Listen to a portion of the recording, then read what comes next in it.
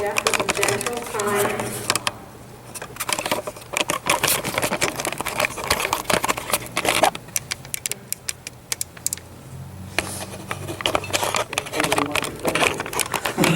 Jeff was a gentle, kind, and generous brother, who also had a very adventurous side.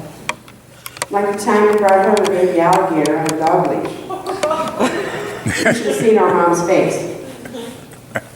Did you ever see the movie Snakes on a Plane? My brother invented that. You see, when he got out of the Marines, he went out to the desert, one of his favorite places to be, and he caught these two rare snakes, and he literally put them in a pillowcase and carried them over his shoulder on an airplane. Got here to Cincinnati and said, I'm going to donate these to the Cincinnati Zoo. So he did. But that was a funny story, because I was really there and I can prove it.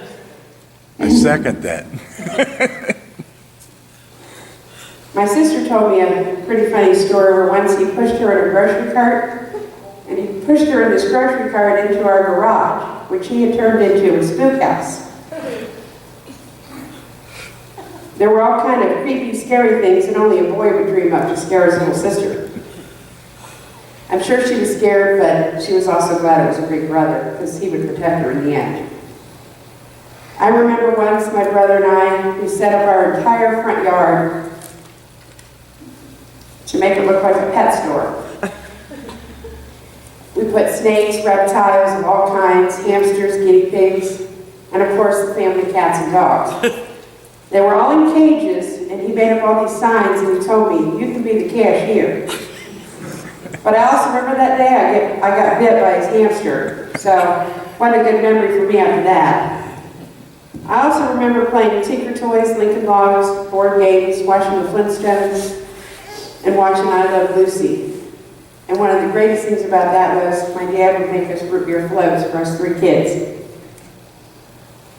I remember buying my first album from him, The Monkees, and it cost me $1.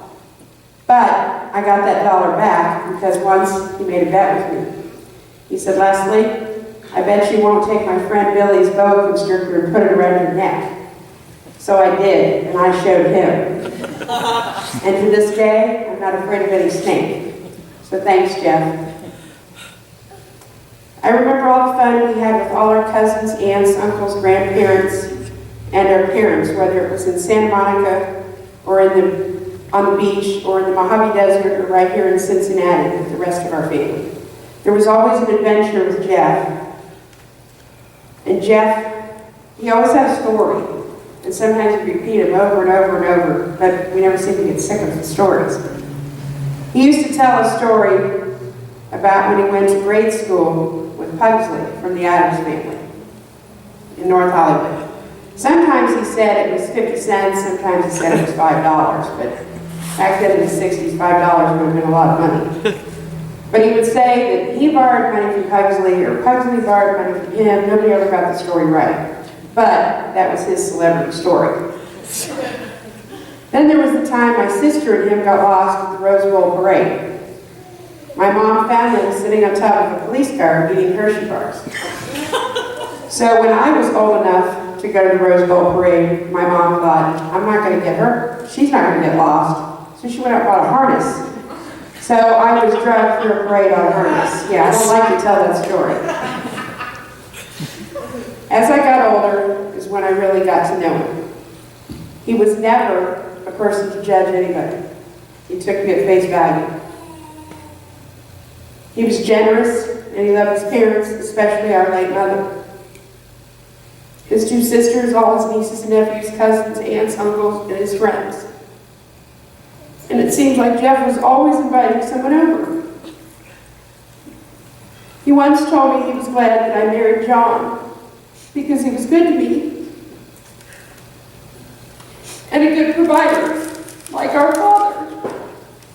And I thought, what a compliment.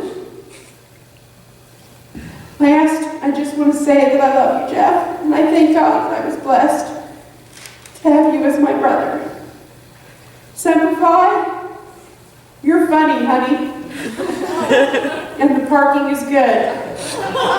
The last two are just famous quotes that only people in our family would know what those mean, but with Jeff it was always funny. So, I love you.